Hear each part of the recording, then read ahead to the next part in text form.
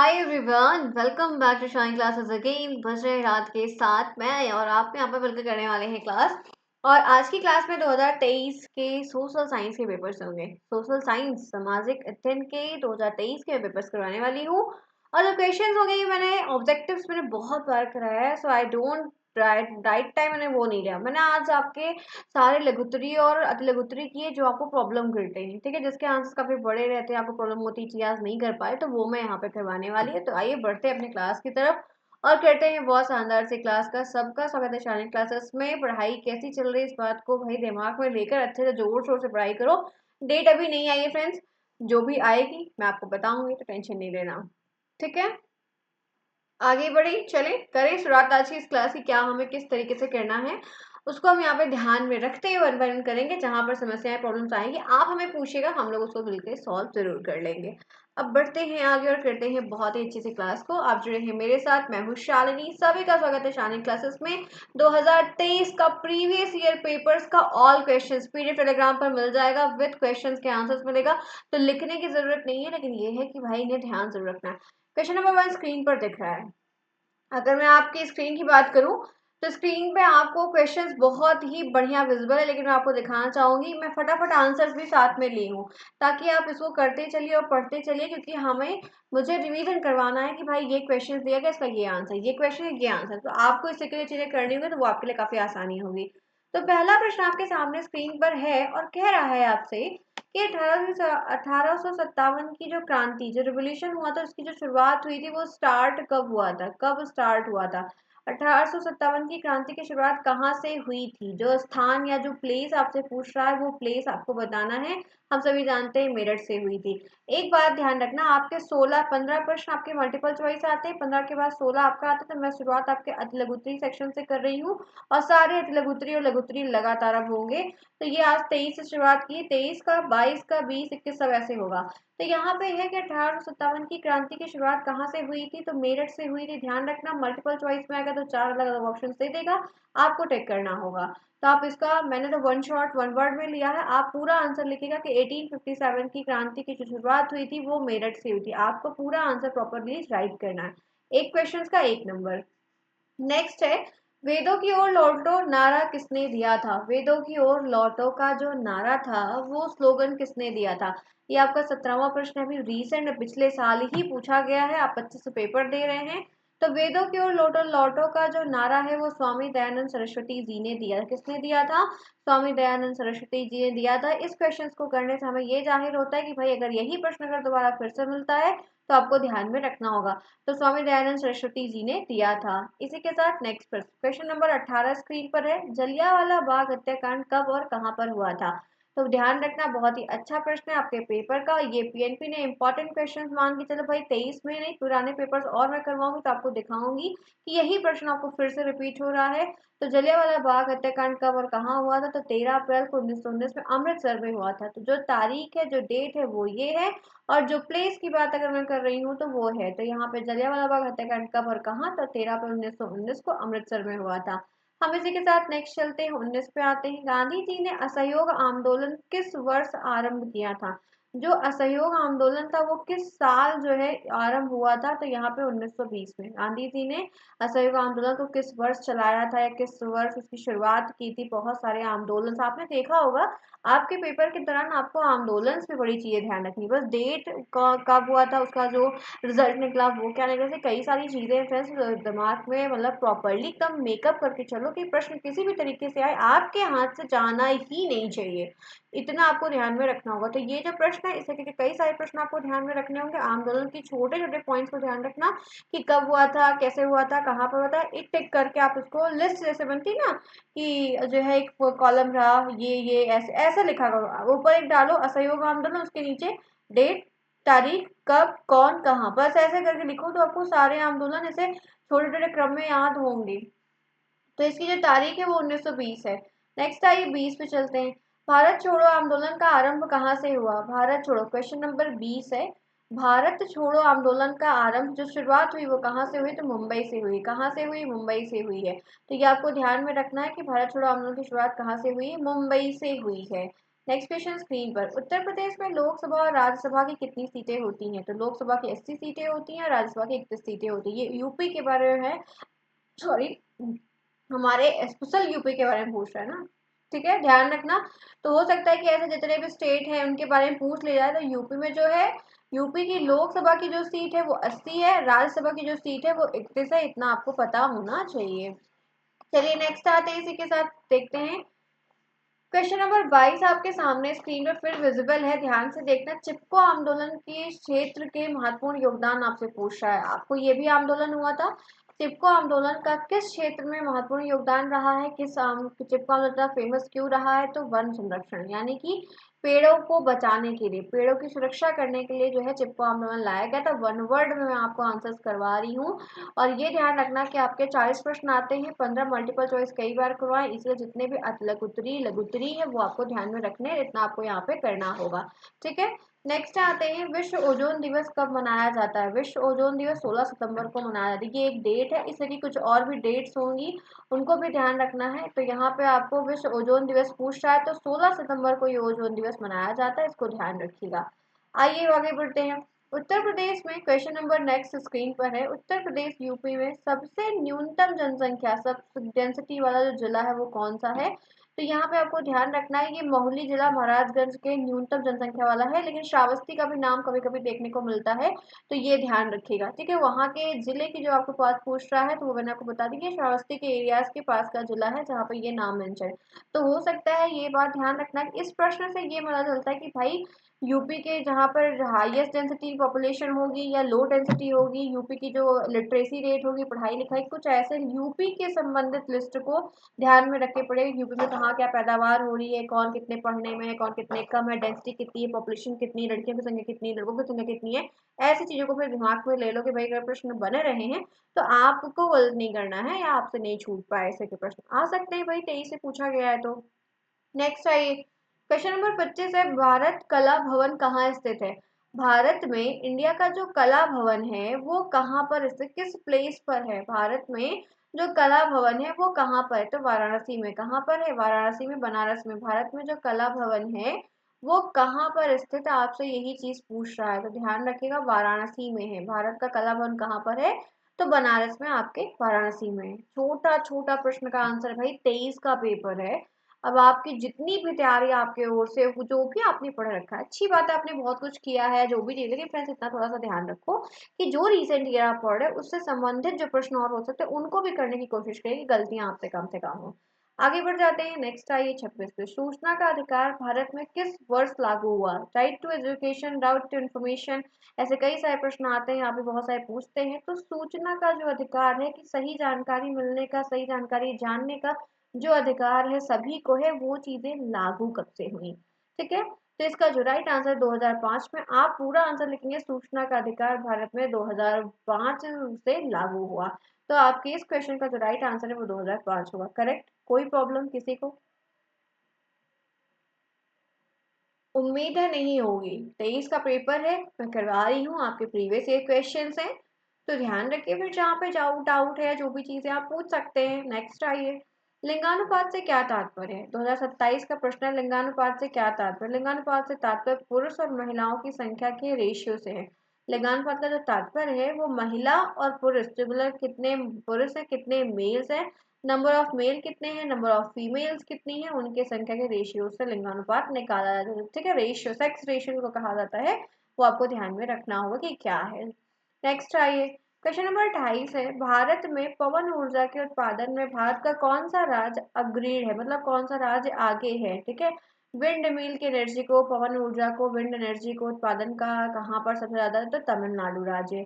ये हमारे इंडिया में है, हर राज्य में कोई ना कोई स्पेशलिटीज होती है, कहीं पर कोई चीज ज्यादा होती है, किसी जैसे एक बच्चा है, हर एक बच्चे में अलग अलग खूबियां होती है, तो वैसे राज्यों में भी कोई कुछ पैदा कर रहा है, कहीं पर कुछ चीज ज्यादा हो रही है, तो ये उसके ऊपर है, मतलब जिसकी जिसकी जो स्पेशलिटीज है उनके नाम से अगर प्रश्न बन रहे हैं, चीजें हो रही है, तो वो हमें थोड़ी सी ध्यान में रखनी है कि प्रश्न आ रहे हैं तो हम इसको करके चले।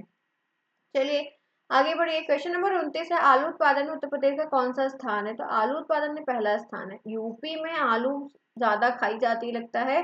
और हम यूपी वाले आलू खा के आलू आलू हो गए, लग तो रहा है मुझे, ठीक है, क्योंकि आलस बहुत ज्यादा बढ़ रहा है। एग्जाम जैसे आ रहे हैं आप लोग आलसी हो रहे हैं फ्रेंड्स, ऐसा बिल्कुल नहीं करिए। आलू उत्पादन यहाँ पे यूपी में हो रहा है, लेकिन आप जो है इसको थोड़ा सा कम खाइए, बहुत हानिकारक है फिलहाल के लिए, लेकिन ठीक है भाई, समोसे में आलू सबको पसंद है। आगे बढ़ते हैं, तो उत्तर प्रदेश में जो पहला स्थान आलू का है। नेक्स्ट आइए, रामकृष्ण मिशन की स्थापना किसने की है?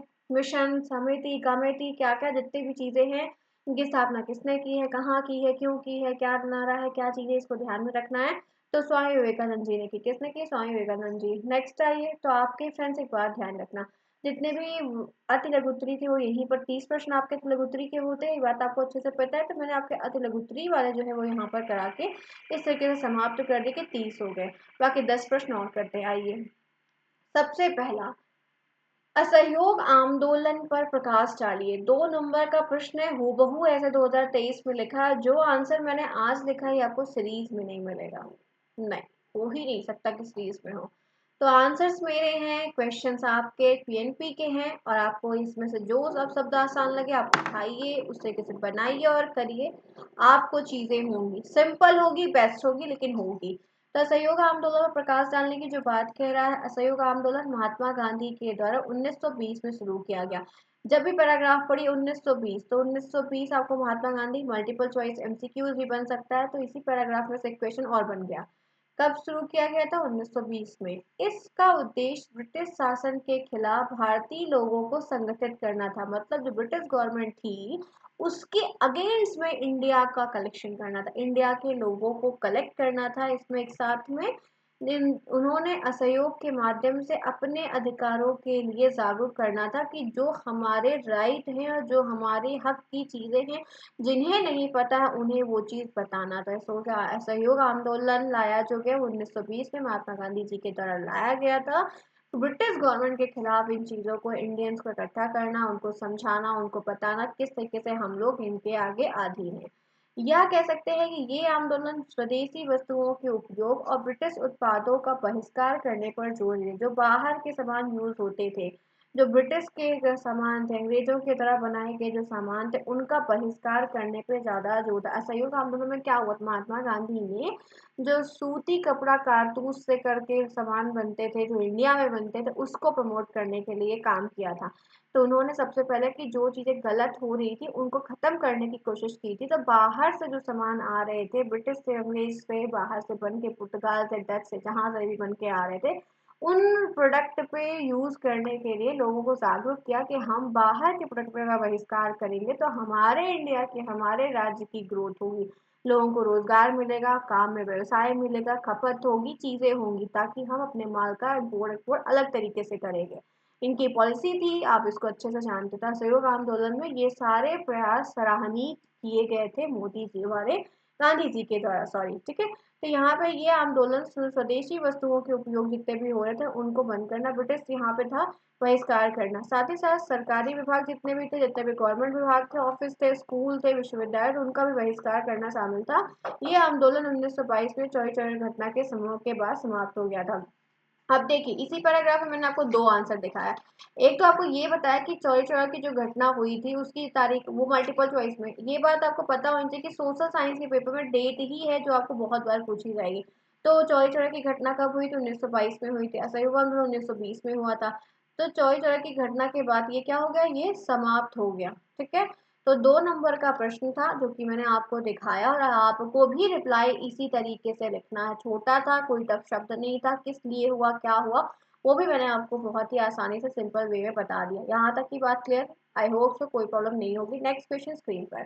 पंचशील से आप क्या समझते हैं? अब ये पंचशील क्या है? क्वेश्चन नंबर 32 है, 2 नंबर का प्रश्न है। पंचशील से आप क्या समझते हैं? इसके प्रमुख सिद्धांतों का वर्णन कीजिए। तो पंचशील सिद्धांत भी कहा जाता है। भारत और चीन के बीच 1954 में स्थापित एक संधि है, ध्यान से सुनना। पंचशील किसके बीच की ट्रीटी का ये साइन है? कौन इसमें कोलैब है, क्या है? तो भारत और चीन। ध्यान रखना, संधि, पंचशील क्या है, कैसे भी पूछा जाए, एक संधि, एक ट्रीटी है, एक साइन है, ध्यान रखना। तो ये भारत और चीन के बीच में हुआ, कब हुआ है? 1954 में। ये तारीख आपको मल्टीपल चॉइस क्वेश्चन पूछ सकता है, तो ध्यान रखना।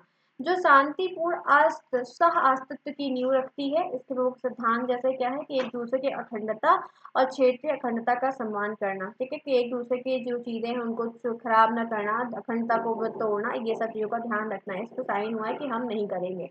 एक दूसरे के आंतरिक मामलों में गारंटी इंटरफेरेंस वगैरह सब कुछ बना ही है। समानता और लाभ में आपसी भावना होनी चाहिए कि हमें भी लाभ हो, आपको भी लाभ हो, आपका भी काम हो और हमारा भी काम हो, लेकिन ऐसा कोई करता नहीं, और चीन वाले तो बिल्कुल नहीं करते हैं। तो ये सारे साइन इसमें होते हैं। सांस्कृतिक और आर्थिक सहयोग में वृद्धि भी की जाएगी, आप हमें करेंगे, हम आपको करेंगे। शांति और सहिष्णुता का पालन किया जाएगा। तो ये चीजें आपको देखने को मिलती है, जो कि चाइना की तरफ से सिर्फ साइन और पेपर पे रह जाती है, चीजें एग्जीक्यूट नहीं होती है। तो ऐसे बहुत सारे सिद्धांत है जो सिर्फ चाइना के साथ, चीन के साथ ही नहीं, बहुत सारी ऐसी कंट्री है जिसके साथ में गवर्नमेंट ने, इंडिया की गवर्नमेंट ने किया है। तो कुछ इसमें लाभकारी होते हैं, कुछ के साइड इफेक्ट्स भी देखने को हमें जरूर मिलते हैं।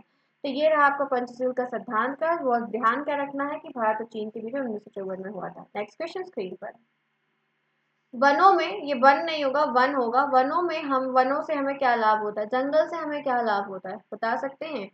जंगल से हमें क्या, ये आपके ज्योग्राफी का प्रश्न है भाई, 2 नंबर का प्रश्न है, आसान भी प्रश्न है। जब यहाँ पे पूछा जा रहा है कि वनों से हमें क्या लाभ, क्या प्रॉफिट है, तो प्राकृतिक संसाधन की उपलब्धता, लकड़ी मिल जाती है ठंडी में भोजन बनाने के लिए, चूल्हे पे रोटी आप सभी बहुत पसंद करते होंगे, पता है आपको, तो वो हमें मिलती है। घर में कारपेंटर का काम है तो हमें लकड़ियां मिलती है। औषधि में, जड़ी बूटियों में जो यूज होता है, बहुत सारे नुस्खे होते हैं जो काम आते हैं तत्काल के लिए, वो है। खाद्य पदार्थ आपको आलू गोभी मटर टमाटर वगैरह जो कुछ भी होता है वो सब कुछ देखने को मिलता है, आपको पता ही है इन चीजों को। पारिस्थितिकी के संतुलन को, अब संरक्षण मतलब बायोडाइवर्सिटी को कंजर्वेशन करना, अगर वन है तो चीजें मेंटेन रहेंगी, बैलेंस वे में रहेंगी, खतरा कम रहेगा, बहुत सारी चीजें होती, बहुत लाभकारी होते हैं, बहुत बड़े सपोर्टर होते हैं हम मनुष्यों के लिए, जानवरों के लिए, इन्वायरमेंट के लिए काफी इफेक्टिव है, बहुत लाभकारी है, प्रोडक्टिव है। जलवायु, क्लाइमेट परिवर्तन में कार्बन डाइऑक्साइड का अवशोषण करने में काफी मदद करते हैं, वरना चाहे जलवायु क्लाइमेट और जल्दी जल्दी चेंज होंगे, उसमें बहुत सारी प्रॉब्लम्स आएगी, क्योंकि गर्म जलवायु भी होती है, ठंडी जलवायु भी होती है, तो सब बहुत सारे टेम्परेचर, बहुत सारी गैस, बहुत सारी चीजों पर डिपेंड करती है। तो सबको ध्यान में रखना। नेक्स्ट है भूमि का कटाव, मिट्टी की जो उपज है उसको बनाए रखना। अगर मिट्टी में चीजें बैलेंस रहेंगी, सारी प्रचुर मात्रा में सारी चीजें उसमें अवेलेबल होंगी, तो आप जो भी प्रोडक्शन लगाएंगे, धान लगा रहे, गेहूं लगा रहे, कुछ भी कर रहे, तो वो होगा। तो वनों का जो होना हमारे इर्द गिर्द वो काफी ज्यादा हमारे लिए लाभकारी सिद्ध होता है। नेक्स्ट यहाँ पे आर्थिक लाभ भी मिलता है, पर्यटन के लोग आते हैं, ठीक है, आप देखते हो जू है, गार्डन है, चिड़ियाघर है, अलग अलग बहुत सारे, तो लोग घूमने आते हैं, तो टिकट्स होते हैं। तो हरियाली के बीच में चिड़ियाघर हमेशा में देखते हो आप, प्लांट पौधों के बीच में ही होता है, तो वो वहाँ पे ग्रीनरी को मेंटेन करते हैं, जानवर के काफी अच्छे होते हैं। तो ये सारी चीजें हैं। आप अपने आप से भी जो आपको समझ में आप लिख दीजिए, कोई जरूरी नहीं कि आपको यही आंसर्स लिखना है, लेकिन मैंने सिंपल तरीके से दिया। इतना सारा दिया तो इसमें आपको 2-3 भी समय याद रहेगा या आप लिख ले जाओगे, तो नो इश्यूज, आपकी चीजें अच्छी होंगी। नेक्स्ट आइए, मौसम से आप क्या समझते हैं, वेदर क्या होता है? 2 नंबर का बड़ा अच्छा प्रश्न ज्योग्राफी का। तो मौसम किसी क्षेत्र में एक निश्चित समय अवधि के दौरान वायुमंडलीय परिस्थिति की स्थिति होती है। मौसम जो होता है वो वायुमंडल की पोजीशन, एटमॉस्फेयर की पोजीशन, सटीक पोजीशन होती है, कहीं पे गर्म होती है, कहीं पे ठंडी होती है, कहीं पे मीडियम होती है, कहीं कुछ कहीं कुछ, ठीक है, हर जगह होती है, हर जगह होती है, हर जगह अलग अलग होती है। तो यहाँ पे ये कह रहा है कि जो मौसम होता है वो कह सकते हैं कि मौसम किसी क्षेत्र का, किसी एक पर्टिकुलर स्थान का, एरिया का, सेक्टर का, जो एक निश्चित समय के लिए फिक्स है, 6 महीने होंगी, 4 महीने होंगी, 3 महीने होंगी, 8 महीने होंगी, की अवधियों के दौरान वायुमंडलीय एटमॉस्फेरिक जो कंडीशन होती है उसकी स्थिति को मेंटेन करना, बनाना।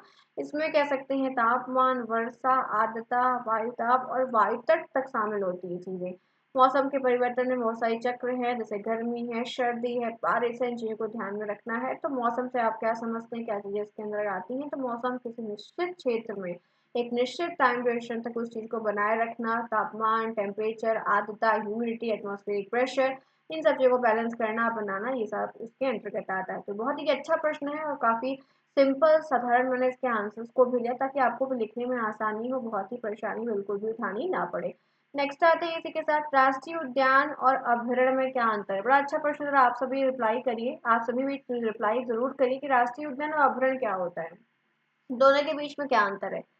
राष्ट्रीय उद्यान और अभ्यारण्य में क्या अंतर है? बहुत बार आपने बहुत सी ये पढ़ी है, रिवीजन भी आपने किया है।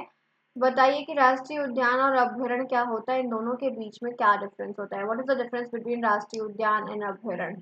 सेंचुरीज और पूछी जा रही है आपको, आपको बताना है, और नेशनल पार्क जो होते हैं उनके बारे में। तो दोनों के बीच बहुत ही छोटा सा डिफरेंस होता है, आइए जानते हैं। तो राष्ट्रीय उद्यान जो होता है कैसा क्षेत्र होता है, कैसा एरिया होता है, कैसा सेक्टर है कह सकते हैं, जिन्हें संरक्षण हेतु विशेष रूप से स्थापित किया जाता है, विशेष रूप से उसको बनाया जाता है स्पेशल तरीके से, जहाँ पे मानव गतिविधि सीमित होती है, मानव की इंटरफेस लिमिटेड होती है, और इनका उद्देश्य जीव जंतु और उनके आवास को कंजर्व रखना है। एक इन सीटू होता है, एक एक्स सीटू होता है। सीटेट की पढ़ाई में और टेट की पढ़ाई में ही आपको इन सीटू एक सीटू मिलेगा, ध्यान रखना। अभ्यारण्य में कहते हैं ऐसे वन्यजीव अभ्यारण्य कहा जाता है वहां पे वन्यजीव का संरक्षण का स्थान अधिक होता है। यहाँ शिकार और अन्य मानव गतिविधियों पर सीमाएं तो होती हैं, लेकिन राष्ट्रीय उद्यान की तुलना में अधिक लचीला भी होता है। कभी लोग रोक टोक तो होती है, लेकिन फिर भी बहुत सारी चीजें उसमें आ जाती हैं। तो दोनों में एक एरिया का कवरेज ऑफ एरिया का भी एक फील्ड होता है, जानवरों की कैपेसिटी के हिसाब से भी होता है, तो ये डिफरेंस है। ठीक है, अच्छा प्रश्न है, 2 नंबर का प्रश्न है, काफी बढ़िया। आपको पता है भाई 50 से 56 वर्ड या 60 वर्ड आपको लिखना है, तो इनफ है इतना आपको आंसर राइट करने के लिए।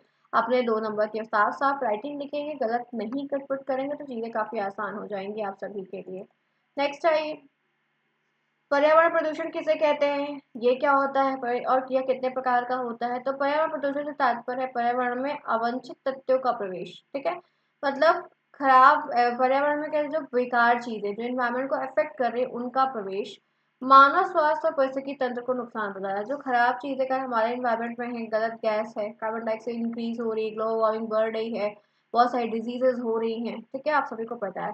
तो यहाँ पर पर्यावरण प्रदूषण से मतलब है कि एक ऐसे तत्वों का प्रवेश हमारे एनवायरमेंट में हो जाता है जो ह्यूमंस बॉडी के लिए भी काफी इफेक्टिव होता है, और हमारे इकोलॉजिकल सिस्टम बायोलॉजिकल सिस्टम को भी मेंटेन करने में हमारी बहुत ज्यादा कह सकते हैं कि हमें लॉस को फेस करना पड़ता है। तो ये सारी चीजें इसमें आपको देखने को मिलेंगी, तो आपको इसको ध्यान में रखना होगा कि क्या इसमें कहा। अब ये किस तरीके से है, जैसे ये आपको हो गया, यहाँ पर आपको इसके प्रकार पूछ रहा है कि टाइप्स क्या है, तो एयर पोल्यूशन होता है, गलत गलत प्रकार की गैसें होंगी। अगर गलत इन्वायरमेंट में गैस का देखो एक लेवल होता है कि कौन सी गैस का रेंज कितना होना चाहिए, या कितने परसेंट वो गैस होनी चाहिए कि इन्वायरमेंट को बना रखे।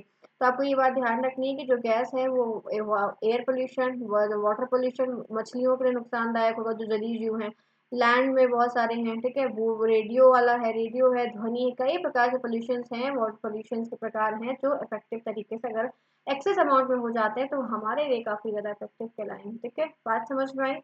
कोई प्रॉब्लम किसी को? उम्मीद है कि नहीं होगी, जितनी बेसिक बातें हैं वो मैं आपको यहाँ पे सिंपली बता रही हूँ। ठीक है, आपके 2 नंबर के सारे प्रश्न हैं और 23 का ही प्रश्न है, इसलिए पहले करवा रही हूँ, ध्यान से देखिए। नेक्स्ट आइए, 37वां प्रश्न है, विविधता में एकता से क्या अभिप्राय है। मतलब आप देख सकते हो आपके ज्योग्राफी से प्रश्न आ रहा है फ्रेंड्स, ज्योग्राफी ज्यादा उठाई जा रही है, स्पष्ट करिए। 2 नंबर बताइए क्या होगा। तो कहते हैं यहाँ पर कि विविधता में एकता का मतलब है कि विभिन्न संस्कृति, बहुत सारे अलग अलग जो कल्चर है, क्या है, जो अलग अलग कल्चर है, जो अलग अलग धर्म है, रिलीजियन है, क्या है, जो रिलीजियस है, जो अलग अलग लैंग्वेज है, कह सकते हैं परंपराएं हैं, एक समाज में कोएग्जिस्ट करती हैं। जी हाँ, क्योंकि बताती हूँ अभी कैसे।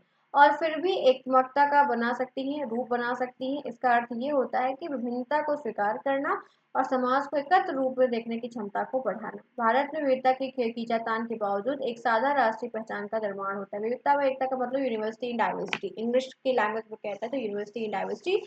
मतलब क्या है कि आप ये देख सकते हो कि यूनाइट होना, एक सोसाइटी होती है, आप सोसाइटी में जाते हैं, बहुत सारी बिल्डिंग्स होती हैं, अलग A block, B, C block, D block, E block वगैरह वगैरह। ठीक है, एक्सेट्रा एक्सेट्रा।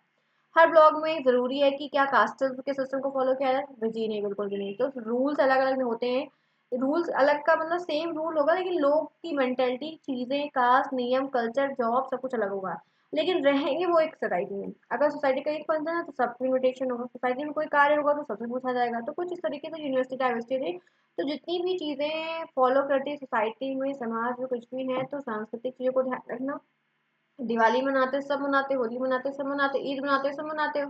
ठीक है, तो सांस्कृतिक चीजें, धर्म की, भाषा की, परंपरा की, ये एक समाज में रहती हैं, समाज को बांध के रखने का काम ये सारी चीजें समाज फॉलो करते थे। ये विविधता मतलब विभिन्न विभिन्न चीजें हमारे इंडिया में क्या है। आप इंडिया में ट्रेवल करना कितना बढ़िया है, खाने के अच्छे से अच्छे व्यंजन के आइटम्स अवेलेबल हैं। ठीक है, हर तरीके के फूड अवेलेबल हैं, हर तरीके का ठंडा प्रदेश, गर्म प्रदेश, मध्यम प्रदेश, ये वो सारे प्रदेश, कपड़े हर जगह के अलग अलग हैं, हर जगह की पोशाक अलग अलग है, हर जगह के डांस अलग अलग है, हर जगह का फेवरेट फूड अलग अलग है, हर जगह का नृत्य अलग अलग है, लेकिन रहते तो इंडिया में है। इंडिपेंडेंस डे पूरी इंडिया के लिए होता है, रिपब्लिक डे पूरे इंडिया के लिए होता है, दिवाली पूरे इंडिया के लिए होती है। तो हम भारतीय हैं और हमारे यहाँ यूनिवर्सिटी डाइवर्सिटी देखने को, ये विविधता में एकता देखने को बहुत मिलती है, क्योंकि यहाँ पर आपको खाना भी मिलेगा अलग अलग प्रकार का, रहना भी, कपड़ा भी, पोशाक भी, भाषा भी, बोलचाल भी, कुछ कुछ त्योहार भी कुछ और चीज़, लेकिन हम सब भी इंडिया में यूनाइट होकर रहते हैं। तो ये आपके इसमें, तो ऐसे पेड़ पौधों के बारे में भी बहुत सारी चीज़ें हैं जो आपको ध्यान में रखनी होंगी। ठीक है, नेक्स्ट आइए।